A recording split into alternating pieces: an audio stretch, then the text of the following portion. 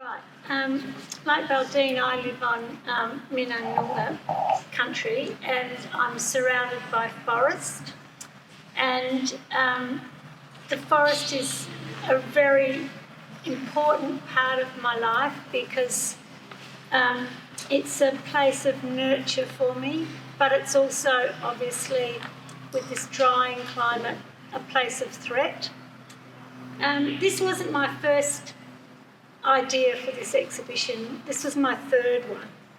And just one day, I'd been working for several weeks on a completely different piece.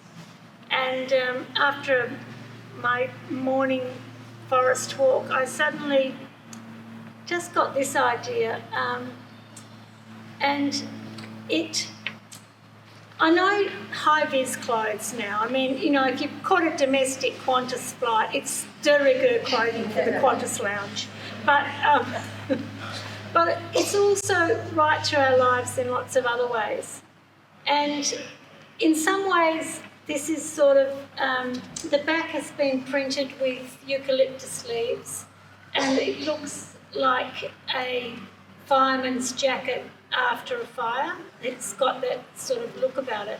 And so in some ways you could look at this and think of the protectiveness of our fireys who go out into that forest and work so hard to try and contain the fires. And that's partly too why wool is the inside part of it, because wool is so protective against fire, and we all know we should have a woolen blanket in our car when we're stuck in a fire, we can huddle down.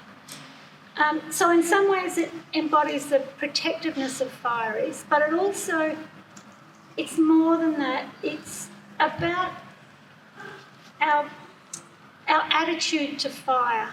And here we are as humans on the top of the food chain, and we feel that we can run the planet to keep us going.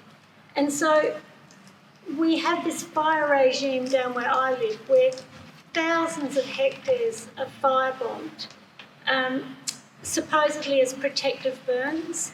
And some of these fires are so disastrous. They're setting alight peat beds which are thousands of years old, and these fires, they can't put them out.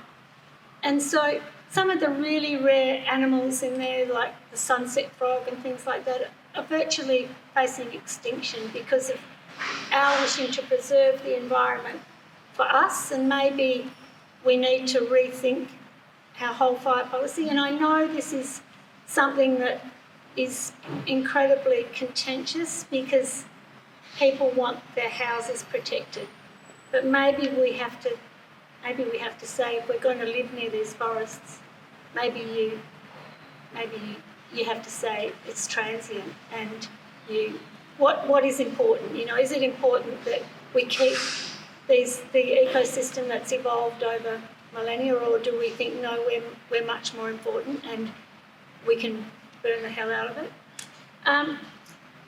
How this process is done is it's actually a contact print, like Baldine's in a way. I lay the actual leaves on the surface and then I subject it to heat. And so these leaves here are actual eucalypt leaves or gum nuts, or that's a tea tree. And again with the casuarina, the stitches, all of this piece, that's another thing too. I was working on my first piece that I started on, I thought, why am I getting fussed about consumerism and stuff in the world and yet adding some more stuff? So then I decided I was only going to work with something that already existed. So obviously this is a recycled jacket, a recycled blanket, and all the dyes, all the stitch and the embroidery is done with stitches that I have dyed from eucalypt leaves. So it's all natural dyes. What else can I tell you about it? Yeah, I just think we've just got to think about where we are on the food chain. We've got to think about what's really important. And I think the whole thing of fire science is so unsettled in our society, and we really all have a duty to think about what we're going to do to keep our place in the world.